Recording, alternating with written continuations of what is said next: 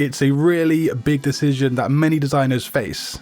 Do they spend a ton of money and multiple years of their life to get a piece of paper that says you've completed a degree? Or is it better just to forget about university and a degree altogether? Full disclosure, I myself dropped out of university in my second year, and I'm going to explain exactly why later. And it's probably not what you think. What I'm going to reveal now isn't always the case, of course, because there always are exceptions. But in general, a person who pursues a degree in graphic design will be aiming to go down the path of joining an in-house design position as part of a team or a design agency. The person who chooses not to get a degree for whatever reason, or maybe they just cannot get a degree, will likely end up going down the solo route. They will likely freelance or start their own kind of business. You can of course apply and also get jobs in the design world with no degree. Almost every employer wants to see a professional degree before hiring somebody for a particular job. Now you could very well have an awesome portfolio, but if your potential employer prefers candidates who have a degree, you simply won't get a chance to be considered. So without a degree, you're probably at a disadvantage compared to most other applicants before an employer even clicks your portfolio or opens it if it's a physical one. This might change depending on where in the world you actually live. Now, a person might have a very prestigious degree, but if their portfolio is simply just totally whack, the employers will just click away faster than Kanye West's sponsors dropping him. But how can designers who choose not to get a degree prevent themselves from ending up with no work and no portfolio, and essentially just watching their dreams crumble away before their very eyes? There's a great checklist of things that you can write down somewhere, maybe even a digital file, but you should aim to tick off every single one of these points if you want to be a designer without a degree. Number one is that you must have a passion for design. Without it, you're just going to get burned out and you won't be able to stick around for the long haul on this design career path. Number two is to have skills within design software. I don't just mean skills, I mean to master the software. And this is super important and it's something we all expand on each day and week. A design portfolio is something we've spoken about many times on this channel here at Satori Graphics, and it's very, very important. 4. Have an understanding of marketing and how to sell your services to people. And number 5 is something I really want you to think about, and that is having an online HQ as a designer, a kind of headquarters online. The truly successful designers who make it big time in this industry without a degree often have a very strong presence online. This could be a gigantic Instagram account that looks just really awesome from a design perspective, or it might be something like a highly successful design blog that gains tons of views every single month.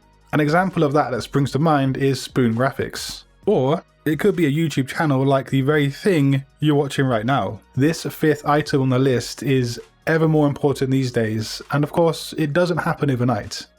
However, when you have built an online headquarters like this, you will notice that potential clients come to you every single day, most of which you're probably going to turn away simply because you won't have time to work on a project at that moment. A graphic design degree also has something that's hugely powerful attached to it, and that is, it gives a chance to learn from professionals on a one-to-one basis. Not only will your lecturer probably be a seasoned designer, but later in the course you'll be given work experience in an actual position in a design team. This is where some of the most valuable techniques and insider knowledge can be gained as a designer.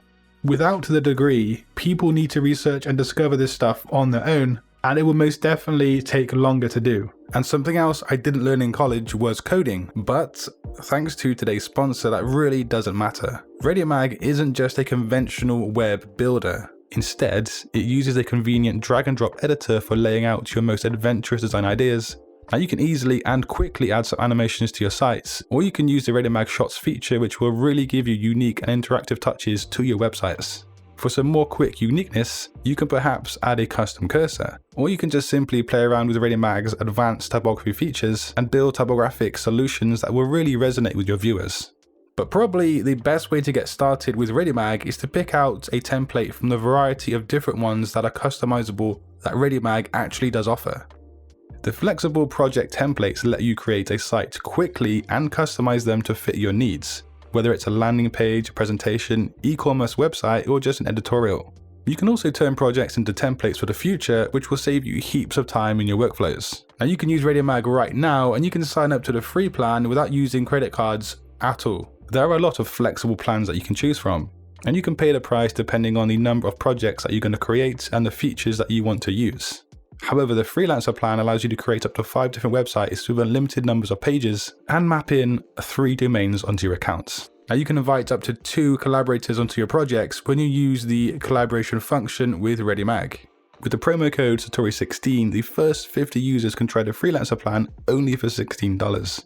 That's linked down below. Another facet which is very positive for having a degree in design is that you can charge more money for a project as opposed to most other designers. If you are a freelancer or you run your own business, having a degree is some extra clout that will put you above a lot of other designers. The following designers are self-taught and don't have a degree. Now this might just completely blow your mind. Paul Rand, who passed away in 1996, and who was one of the most influential logo and brand designers out there, was totally self-taught.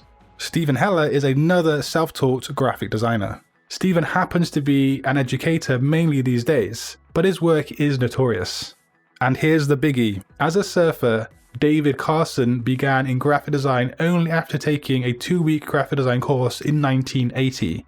His degree is actually in sociology, but we all know that his claim to fame is graphic design. But the truth of the matter boils down to this. Now, if you want to be a graphic designer without a degree, you probably will find it more difficult to land in-house positions and will likely need to focus on building your empire and reputation on your own back. Again, this isn't always the case, however, that's important to remember. Yes, building a name for yourself this way is harder, but some of us, like me included, actually prefer this way because it just suits our personality a lot better. So, why did I drop out of university in my 2nd year? I actually finished a 2-year college diploma course on photography and graphic design, and then I was accepted into university.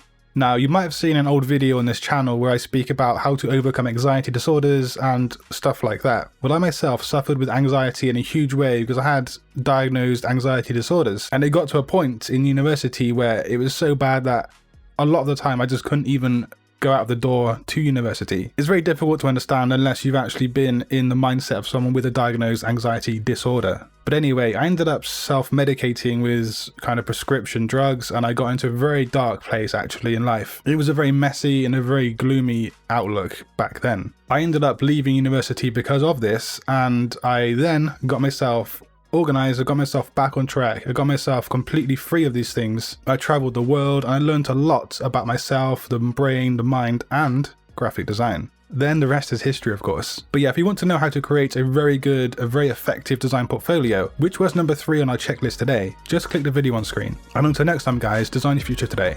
Peace.